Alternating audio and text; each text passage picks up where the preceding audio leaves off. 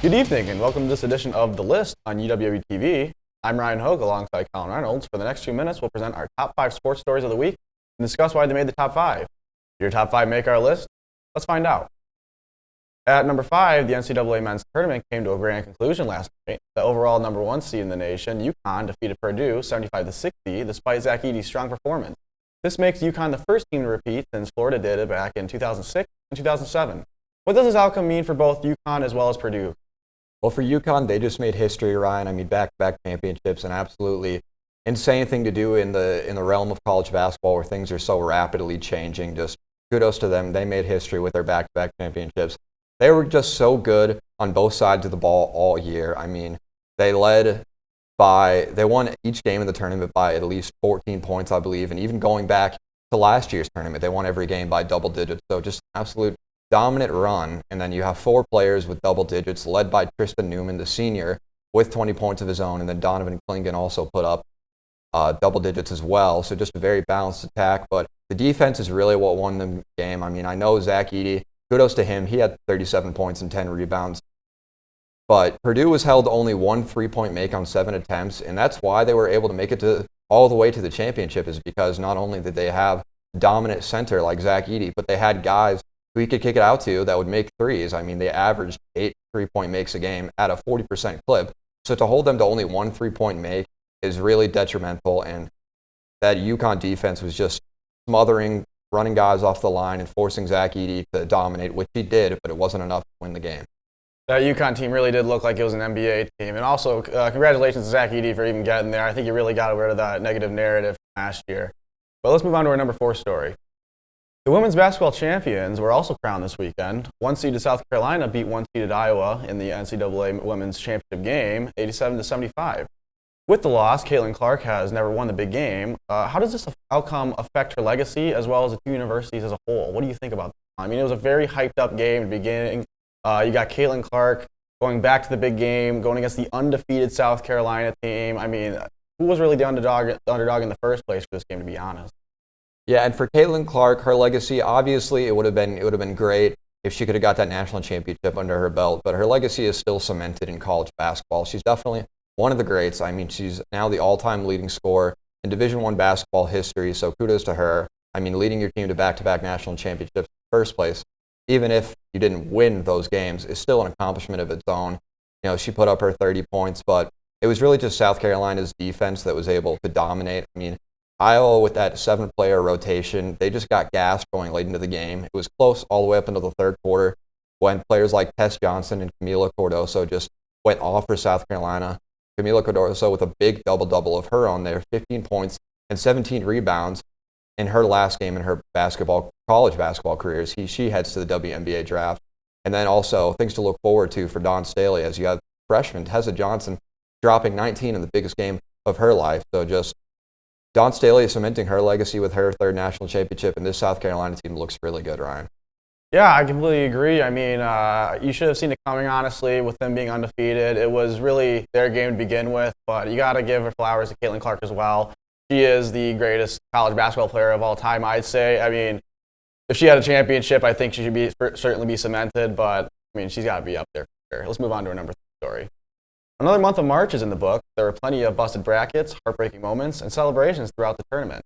With the season coming to a close, many players will be moving on to the draft. Many teams are looking for new coaches.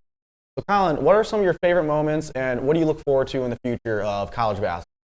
So I really like DJ Burns' effort and performance in this tournament. I mean, he led an 11-seed NC State team that nobody was talking about all the way to the Final Four, which is something you rarely see. I mean, he was so good that he has NFL teams calling, talking about drafting him, putting him on the offensive line.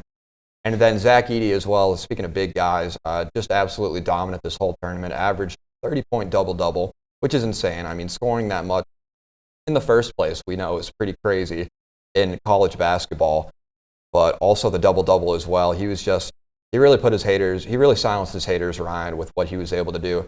But the biggest news, I think, is that John Calipari is out as the head coach of Kentucky. He's moving on to Arkansas, where I was born and raised. So as a Hogs fan, I'm very excited about that, to see what comes. Arkansas went to 3 straight Elite Eights before this year, where they didn't make the tournament under Eric Musselman. But excited to see big things to come for this Arkansas Razorbacks with John Calipari as head coach.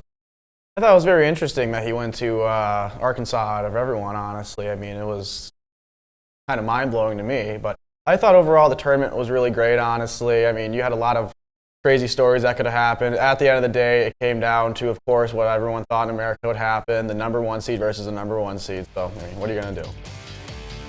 We've got more coming up on the list, including the latest MLB headlines and the UWW softball team. We'll be right back.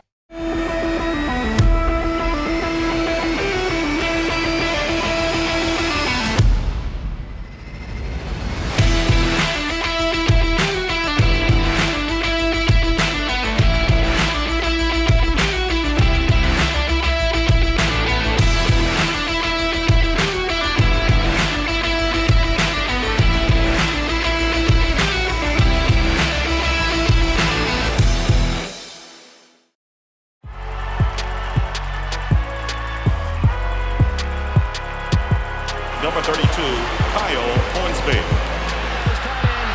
Inside the 30. Touchdown. Michaela Burgess.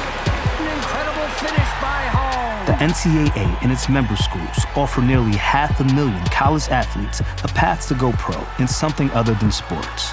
Learn more at ncaa.org. For Hawk Talk, especially on days I'm hosting, you really need to be up early looking at those news stories. Even the night before, I'm finding topics that I can incorporate in the show, and I feel like we get a conversation going. Once you get the opportunity to do that with other people who appreciate it the same level as you do, it makes it that much more enjoyable. For everything sports, tune in Monday through Thursday at 91.7 The Edge or watch us on UWW TV. Here at UW Whitewater Intramural Sports, we have a motto: a sport for everyone and everyone in a sport. Come on.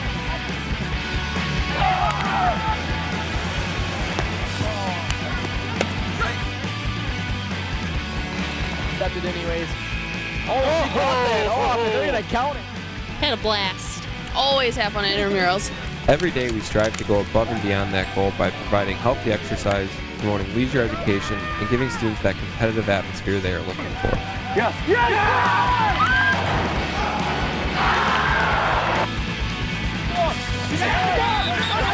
It's exciting. Brings me back to those high school days with Friday Night Lights.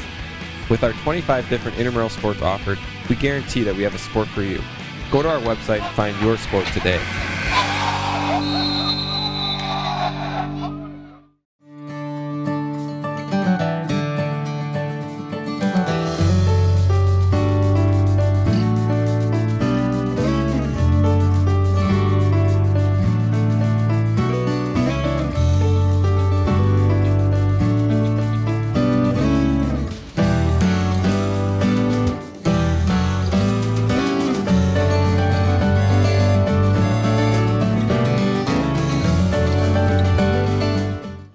Welcome back to the list on UWW TV. Let's continue this countdown to this week's top sports stories.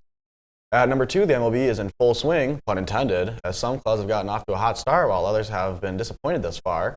Colin, what are some key players you're excited for, some hot teams that you think can keep it going, and some stacked divisions that you can see being competitive this season? Well, speaking of stacked divisions, the AL East has been absolutely dominant so far, led by the Yankees, who are an impressive 9-2. And they have 6 guys who have hit at least 2 home runs so far, led by Giancarlo Stanton, who has 3 home runs himself. Right behind them are the Red Sox and the Orioles, who both only have 4 losses of their own. So a very impressive division is the AL East so far. And then on the other side in the NL, you got the Dodgers, who have been absolutely hitting dingers so far. I mean, they lead the league in home runs. They've got Mookie Betts, who already has 5, Teoscar Hernandez, who already has 4, and Shohei Ohtani with 3 himself. They're 9-4. They're first in the NL West, and they're the only team over 500 in that division so far. So early, but when you're 9-4 and you're the only team in your division over 500, it's looking like the Dodgers are going to run away with the NL West. And then over to the NL Central, that is going to be an absolute dogfight of a division as this season plays out. I mean, 4 of the 5 teams are over 500, and the only team that's not is the Cardinals. They're only 1 game under 500.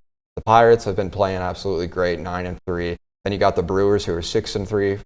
followed by the Cubs and the Reds, who are tied for third at 6-4. So dogfight of the division. I'm going to be very excited to see how this NL Central plays out, Ryan.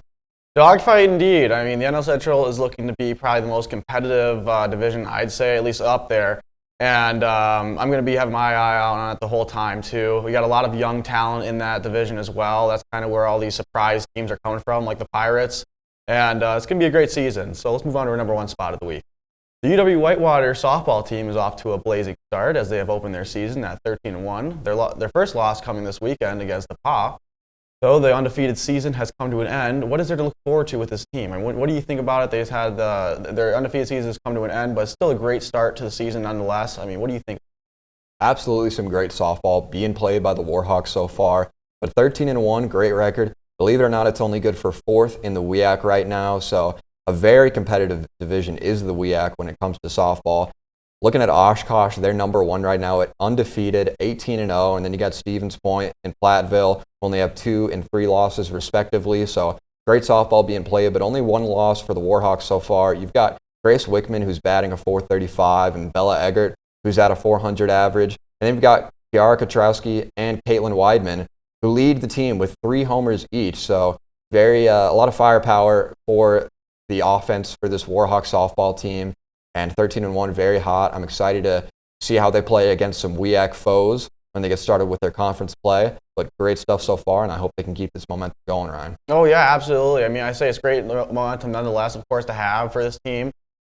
Sitting at 4th right now in a very stacked division, I'd say as well. I mean, you got to look at Team Oshkosh. I mean, we brought it up last week when we were talking about men's baseball. Oshkosh right now seems to be the team to beat when it comes to both baseball and softball. And it seems that when it comes down to the conference games, no one's played a WIAC conference game yet. We will be going against Stout, I believe, this weekend. And that will be the first test to come, honestly, when it comes down to what's going to look like for our season, what that will entail for the conference, and overall how we'll be. And that will do it for this edition of The List. We'll be back next week to talk up the latest sports headlines. For Colin Reynolds and the members of UWW TV, I'm Ryan Hoke. See you then.